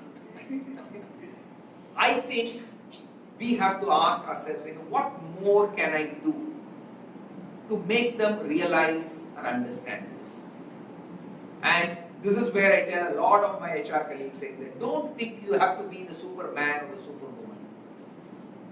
You don't have to necessarily hold the burden of the world on your shoulder like Atlas. Think, how can I influence? If I can't influence directly, what resources can I deploy to influence? So some of the things that people have done. There are a number of case studies of how organizations which have been unidimensional, cost-oriented have missed the opportunity to see things in a holistic fashion. Many, many case studies are there. How can you share some of those case studies with these leaders? Now, when you send it to them, they may think, what are you trying to do? You're trying to brainwash me or what? So as an HR person, a good way to do this is, can we organize for some kind of a program for our leaders as part of their development, leadership team development, and get some of these case studies as material for that program, where they see how some organizations have actually failed because of this unidimensional approach, how some organizations have succeeded because of their ability to appreciate the multidimensional, the need to balance between cost and quality, people and task, and how does that help? So we will have to try and work with them. If everything was hunky-dory, to be very honest, you and I are not required. It can be artificial intelligence which can drive HR. It is this which really gives us the challenge. So my thing would be, don't go away. It's not an easy problem to solve, but it's not impossible to solve. How can we influence? Let's assume you've tried that for the last 4 years and you've tried everything. And you actually be open to a lot of new suggestions and you've tried everything and it's still not working. I would say now it is time that you don't waste your time here anymore, go and do it somewhere else. Not that it's going to be easy there. There also you will find people having the same block, but you may find them more receptive to your influences. That's my answer to the first question. The second question that you asked is about the feeling factor. Yeah, how do you bring in the feeling factor in when you have casual labor, contract labor, outsourced labor, things like that? I don't think feeling factor has got any filter such as permanent employees or temporary employees. It is not something that is going to take too much effort, honestly. It's about how do you bring it to play on a daily basis. Let's assume inside your factory, one of your contract labor actually falls down and breaks a leg. Are you going to say, please take him to the hospital outside, first aid cannot be given inside the factory. Because you feel for him like you feel for anybody else. If there is a first aid center, you will say, please give him the first aid here. Please take care of him as much as you want. The filter might come in depending on, do you admit him in general hospital or do you admit him in the private hospital? In a lot of companies, they say contract labor, general hospital. Senior executive, private hospital. Staff, let's decide on the day. Okay? That is a very cost-conscious driven organization. If the person requires good treatment at the nearest place, whatever it is, taking care and making sure that the immediate attention is given there will get driven from the feeling factor. And if you were to differentiate it on this basis of saying that staff, I'm not interested, let the contractor take him and go anywhere, what we will have is we will have more of the Maruti experiences. That's what Maruti did. Exactly what Maruti did. They said differentiated, separate for contract, separate for permanent. Both of them working on the same machine. But the badge they have is different, and therefore treatment is completely different. It's likely to backfire in the long run. You want both the employees to be healthy and operate very well. It just happens that contract I'm having because of the flexibility. I don't need him for 12 months, I need him only for 6 months. To get that flexibility, I've gone for the contract approach or the sourcing. But I cannot treat them differently. So that's where the feeling factor has to play a very important. In fact, if you ask me, it has to play a higher role in the flexible employee concept, because you have to be sensitive. How are they feeling about it? How are they, responding to it?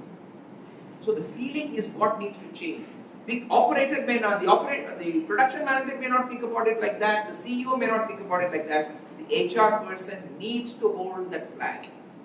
In many ways, today my personal opinion is, today's trade union leader is actually the HR head. Because the role of a trade union leader doesn't exist. Employees don't want that red flag trade union leader, but they want somebody to feel for them. That is not gone away. They may not want the flag, they may not want that membership, but they want somebody to feel for them. That role has been played by the HR person in the organization. And you have to establish within the organization saying that it is better that I play the trade union leader role rather than you having somebody from outside coming and playing the trade union leader. Because I understand your business. I am aligned to the business results and the people's welfare. That's the element that needs to come. So if you ask me, feeling factor needs to be there in every context and in every situation. We have underplayed it too much for too long. Before the repercussions hit us, we must bring it back to the game. Very important. And the third question that you asked me was about employee engagement. Yeah. So employee engagement is actually a very, very misunderstood term. Yeah. Today, if you ask the common employee what employee engagement is, they'll say going for a picnic, having a day out, and maybe birthday celebrations. That's what they'll say is employee engagement. To be honest, employee engagement is a far more serious concept. It is the concept of an engaged employee with the organization and with the work. And that does not come because of a holiday or because of a cake or because of a picnic. It comes because the work is interesting. It is matched with the capability of the person. It is there is a continuous dialogue between how can you be helped to cope with the challenge, how can the challenge be increased so that you can be stretched. That is what really leads to good employee engagement. And this is not done by HR. This is done by the line manager with the employee. HR needs to facilitate, HR needs to ensure that the awareness is there and it actually happens. Okay? That employee engagement, in some ways, can be rationalized and say, if you have an engaged employee, you have higher performance and therefore you do it. And that's how many line managers respond to it. But if the same engagement happens with the feeling dimension, the engagement is likely to be richer. So those managers who engage not just on a rational platform, but also on an emotional platform are able to get much greater employees. And that's why they say employees don't leave companies, they leave managers. What do they mean by that? Is the manager engaging the employee, both rationally and emotionally? If that happens, there is a much greater loyalty, much greater interdependency, and much greater development of both the manager and the employee. So that needs to get understood kind of. And that employee engagement is there in some places, but in many places they don't even understand what it is. I think that needs to get more. I hope I have answered your question. Do you feel these employee engagement surveys? Surveys. You asked me about the survey. I don't think anything wrong in terms of somebody outsourced doing the survey per se. In terms of determining what questions get asked, the company must have a say in that. Ask the right questions. And when you get the answers, don't be just satisfied with the answers. You need to do a sample engagement after that to understand whether you have understood it correctly. Do people also feel the same way when they answered it, or did they feel differently when they answered this? Have I got the right meaning out of this survey? Because survey is a sample mechanism. It's a mechanism of putting their feelings into a number against a question and a trend analysis being taken out. We may not understand the feeling completely through this process, but we have to verify that because we want to act on it. It should not be just because I scored better than last year. No. What else can I do? The purpose of a survey is to figure out what more can I do? How much better can I make it? If that is the thing, then it needs to be followed up with an engagement and exercise so that we are able to take it forward. So nothing wrong in outsourcing the survey, but post-survey what happens is more critical. So in my experience, I have seen the ground realities are something and the survey results are something else. So in your experience, that will come up the moment you have an engagement after that. If the results were fantastic, but you have an engagement and people say, no, that was not what I was feeling something very different. That will come to light. And if the results are very good, it must result in good performance. It must result in good motivation. It must result in great development. But if those things are not happening, then you know that something is wrong. Yeah, so there must be something amiss. It's like what people say, is it a doctored survey? Is there some manager standing there behind them and saying, no, you please tick this box and please tick this box? Is this what's happening? Or people are afraid of saying the truth? Do they just want to make the manager happy? Any of these things could be happening as well. So you need to, that's why engage, go after the survey and find out whether they have understood it in the right fashion. Unfortunately, that won't be in the consultant's purview. So No, organization that's the HR space. To ensure the veracity of the survey is through the follow-up mechanism that HR has. Just a question, how would you connect gig economy and HR profession? How would you connect that? You explained it in one, from transaction to high strategic as a partner. The engagements are very different. But in specific, if you tell me, how would you connect? I think, if you ask me, the gig economy is probably already present in the HR domain. Already present in a big way. Because if you look at consultants, the function from which maximum number of consultants come from is HR. You don't have that many finance consultants. You don't have that many engineering consultants. You don't have that many marketing consultants. HR consultants plenty. Why? Because as HR professionals, they probably feel, why should I restrict myself to one company and be the employee of this company? I can actually add value to multiple companies, work in a niche area rather than working on the entire spectrum, and be satisfied and deliver satisfaction. So gig economy is already present in HR, and I think it's only going to grow. Okay? And like I said, the number of HR people within the organization is coming down. One, thanks to artificial intelligence and automation. Two, thanks to gig economy being a good provider of quality services on a flexible basis. So that's likely to take place also. You go to campuses today, HR campuses. 50% of the class is being recruited by your consulting companies and your shared services companies. Yeah? So in some ways, while it is organized because they are big consultants and big shared services, it is nothing but another avatar of the gig economy. You could still have multiple small players providing the same services as well. So as far as HR is concerned, gig economy is not bad, it is good. It gives satisfaction to the profession and it gives flexibility to the organization to pick the right quality. This HR professional is very good when it comes to training strategies. I will use this person. This person is very good when it comes to manpower productivity. I will use this person for that. And this person is very good when it comes to strategic thinking and culture building. I will use him for that. So they are getting the best of all worlds. To find one CHRO who is the best in all these three areas is very difficult. But I would probably get it from three different gig consultants. So to my mind, the economy is very much present, only going to grow as far as HR is concerned. Nothing bad about it.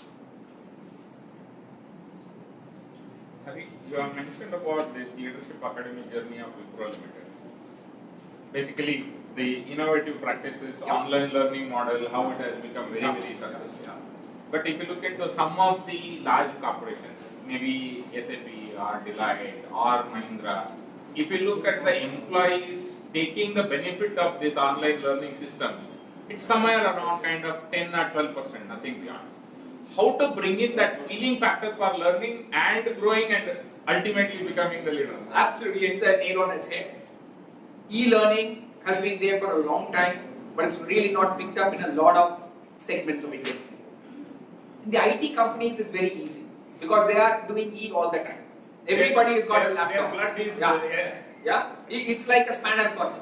Yeah, like in a manufacturing setup, everybody's got a spanner, he's got a laptop. So very easy. In a manufacturing context, to get into e-learning and things like that, again, this is where I would go. As HR people, we need to think. What's the learning style that is best suited for this set of employees? It might not even be classroom learning for them.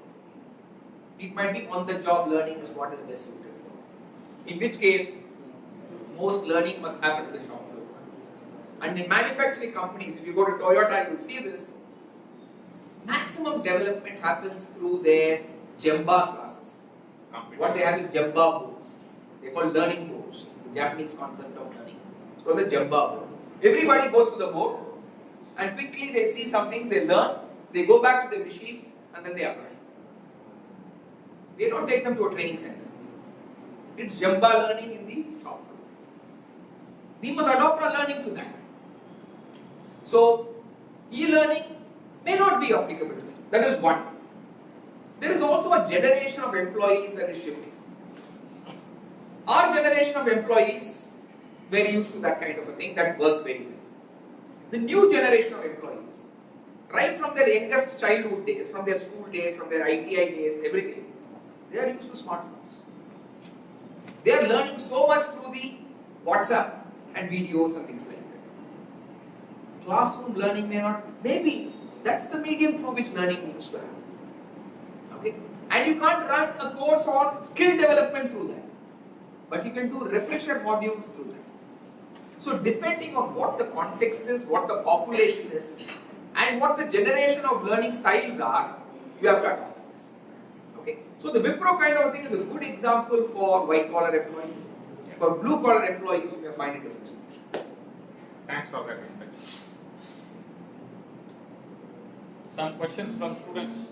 Sir, what are the best retention policies for today's industry? So what are they doing? Yeah, if you ask me, the IT companies are extremely worried about retention. Okay? And capability development is being used as a big tool by them as a thing. That you stay for 2 more years, we will expose you to these 2 new skill set. And therefore you are become more employable. So the measured delivery of capability training is what is being used as a retention tool by most IT industries. If you look at the manufacturing blue collar employees, yeah, good salaries, security of employment, and dignity in terms of your societal benefits is what is catching. And therefore, if you find in manufacturing today, people are earning phenomenal salaries. A good technician in a manufacturing setup is earning as high as 80,000 rupees a month. Yeah, a lakh of rupees a month. Very, very standard. But the number of such employees are also coming down. They are outsourcing a lot. So it's a game of high cost, low numbers, high quality, high cost kind of a thing. That's how they'll be able to retain. And they're also giving them dignity, opportunity to grow through the system. Can you become an officer tomorrow? Can you become a supervisor tomorrow? That's another retention in the blue collar. In the white, it's a beginning to understand attrition is a good word. We don't want people to stay with us forever. I want people to stay with us for a period of time. It might be 6 years, it might be 8 years, it might be 3 years, depending on the business model. And after that, I actually want them to leave. So I know of companies which are worried because my attrition is only 20%, sir, cost is going up. Because year on year increment is there, cost of that worker and that work is going up, I'm not able to bill it. People are not buying my product. Cost of my product is going up. If this person goes, I'll bring an apprentice. Cost will come down. Quality doesn't get affected because it takes maybe 2 months to train them. But if they stay with me for 4 years, cost has gone up. The business model is actually wanting attrition. So people want 25% attrition, which means that once in 4 years, this fellow is gone. Average life of an employee is 4 years. Very happy. So that will be a new KPI for HR. It is. Not will be, it is. They are saying, take him out of my team. Put him in some other team which wants. No team wants him, then he actually goes out. They then tell him, no increment for you this year. Then he finds a job and he goes out on his own. Because it is a white collar environment, it is not seen as a bad thing. The same thing if you do in a blue collar environment, it will be seen as an industrial dispute situation. Here, they are also aware of it. So I must become a team leader in 4 years' time. If I don't become a team leader in 4 years' time, I am redundant. I cannot continue being a team member for 10 years. I have to either become a quality expert, I have to become a team leader, or I have to become a trainer, something else I have to become. I just can't continue. So development is a continuous thing. And that is why it is a big retention. If you want to retain somebody, develop him, grow him into different areas. Decide who you want to retain and who you want to let go. And that's a continuous thing. Entrepreneurship is happening. The gig economy is happening here also. A lot of them are becoming freelance coders, freelance software professionals, freelance trainers. They're going back to academia and teaching. I've been there, I've learned it, now I'll come and teach. It's spurning out to a different kind of a career path altogether. So all of that is happening. So retention, these are the kind of things that they're doing. And retention may not be the thing for everybody. Some people you have to let go. First of all, thanks for your wonderful insights throughout the subject. I have one question. Another 3-4 hours, all the 3 generations will come to company as an employee, X, Y, or what we call the millennials. How to frame the policies which is adaptable for all the 3 generations? So, flexibility in policy is what companies are already adopting. Okay, a la carte policies. No one policy for everybody. In salaries, it is already there. You have an a la carte salary selection. You want pension, or you want cash in hand, or you want free holidays. What do you want? People are willing to choose. So that will happen in every way, kind of a thing. So do you want contract employment or do you want full-time employment? Which application do you want to fill in? People may fill in. And this is nothing new. I am talking 20 years ago, when I was HR director in Hindustan Levers. We had a policy of medical. The medical policy was that if you retire as a manager of the company, till your death, you and your wife are covered for medical expenses fully. Okay? It was not appearing in your CTC. You were not getting cash on hand. But when you retire, if you were to get hospitalized, you write to the company will take. Just like you have an insurance card. It was not an insurance card. Hindustan Lever, it's not an insurance company. But Hindustan Lever will take care of it. This was a policy that was there. People said, waste of money, why are you wasting so much money? They give us cash in hand, our cash is so low. So we gave them everybody an offer. You want to continue with this thing, you can continue. If you say no, I don't want it, we will give you 3,000 rupees per month cash in hand. What do you think happened? All the people who were 40 years and above said, continue, no change. Everybody below 40 said, he's going to get, when he retires, he will get medical, I will not get medical. Can I now opt for the change? Sorry. You have to make up your mind, right? You got 3,000 rupees. That same 3,000 rupees I didn't pay him. I put it into a corpus. And that was growing. And that is grown into a couple of lakhs right now. And that is what is going to give him the medical. Now you also could have saved the same 3,000 rupees and made it. So you make some decisions. Sometimes we make decisions based on our current context. Some of these things are perquisites which are thought by the company from a long-term perspective. But why did they choose to take 3,000 rupees? They said, I don't know whether I'll retire from Hindustan Lever. After 3 years, I go to some other company. This 3,000 at least will be in hand. If I take that, I will not have anything in hand.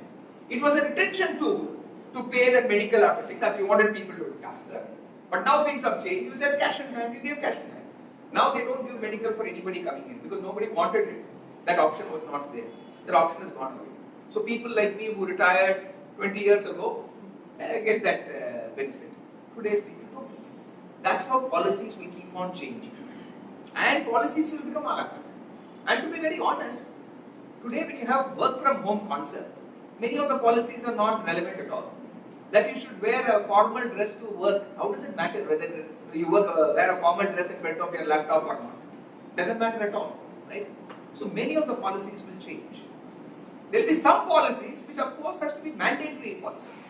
How you treat another person will be governed by policies because it actually matters to somebody else. It's not your decision.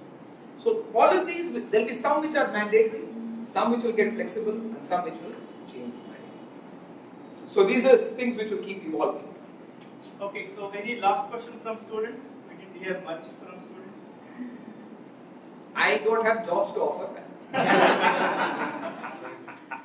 Okay, so already 12 past 10. So we have come to the last part of the session. I would invite Kempa to just summarize and give a vote of thanks. Good afternoon, everybody. Harish sir's session is really insightful. He is such a resourceful person. We say always HR professionals. We feel that we are the best. So when it comes to reality, when practitioners comes and speaks in front of us, always there will be a lot of scope for learning. We think that we have done somewhere this, but we have not reconnected or rearranged it like this. The concepts which sir has explained today, involving HR leaders in capability building, cultural change and the managing of the change. And also, as he said, thinking, doing and feeling kind of concepts. Though this concept looks very simple, a lay person can also understand. But in practicing, you need a thorough involvement. So, sir, it was really a great session. It is an insightful and resourceful session. We are really blessed. We are privileged to have a person like you with a vast field experience in different layers. And afterwards, we have done a lot of works in research, writing books. So, such a combination, your practice, theory, creating concepts and implementing it as a consultant in different organizations at senior level. So this is a kind of a session where we learned, connected ourselves. Really, we very much thankful to you, sir. We would like to work with you days to come so that we all grow. As you said in the beginning, opening speech, where you are allowed to support HR professionals and develop HR leaders because you have come from the same pool. So in that way, we are really grateful to you, sir. Thank you so much. We are blessed to have a person like you. I must say that really grateful to Neratanka, Ramesh and team because I genuinely believe, I did not know about Neratanka 3 months back. Ramesh called me up and then I got to know about Neratanka. And today when I came here and saw the kind of work that he's doing, fantastic. My hats off to Ramesh. I'm very happy and willing to come and participate in any other functions that you may have for development of professionals. I will be willing and happy to do that. Yeah, so Ramesh, you can make use of my services for that. Yeah, always there. And I know that Ramesh has done a lot of work in promoting this book. Yeah, not because it is my own book, but genuinely the way we have gone about doing it is because we want to provide you answers to many questions. Use it as a development resource for your own self-development. Easy to read, and like I said, 25 case studies, and it is priced at 600 rupees in the market, and I think there's a discounted price through Niratanka that if you want, he can arrange to buy it for you, kind of a thing. It's like 20 rupees a case study. Yeah, it's 500 rupees. And if you were to go to any of these companies just to go and ask them one question, it will cost you more than 20 rupees. Okay. It will not be available. It will not be available. So that's the purpose of this entire thing. And for students, if 500 rupees is too much, you people I know you do e-learning, it's available on Kindle version also. Kindle version is only about 150 rupees or something like that. So those of you who read through the Kindle can download it on the Kindle. It's available on Amazon, it's available on Flipkart. And hard copy books are available also through Niratanka. I think you're connected with. We have around 30 copies we have purchased through the Blossom. Today, like they have given around 30% discount. The maximum 30% we'll give the discounts for you people. Today, if you buy the copy from here, we'll give you the 30% discount, and remaining copies we'll hand over to the Blossom. So it's a worthwhile investment. I'm saying that if you listen, if all of you come here to listen to me for 2 hours. To my mind, if you read this for 2 hours, you'll get more value than what you did by just listening to me. That's the way we have put it out there. And we don't make much money out of it as an author. In fact, one of the things that I learned as an author, authors don't get much at all. We get 10% royalty. So if the book gets sold for... He is also author. He is the author. We have published his book. He has planned such a way that he has investigated all the major publishers, and then he made a contract between us. Maximum Here we get 10%, which means we get 50 rupees per book. 3 of us are authors, so we get 17 rupees each if one book gets sold. So it is not a money-making thing at all, but it is about sharing our experience and making you think, about how can you be better. Yeah. So make use of the offer, because he's gone and got it from MD Road, and he's got this 30% discount. I think the best discount that best. I don't think NIPM also got this discount. So I think that's fantastic. Yeah. Make use of it, and I'll be happy as a person when I see all of you develop and grow into more effective professionals. Thank you very much, and thank you, Ramesh. Thank you. Fantastic. So, sir, on behalf of our team, we would like to express our gratitude and love. Shekhar, I would request you to present a small gift to the sir. Thank you very much. Thank you very much.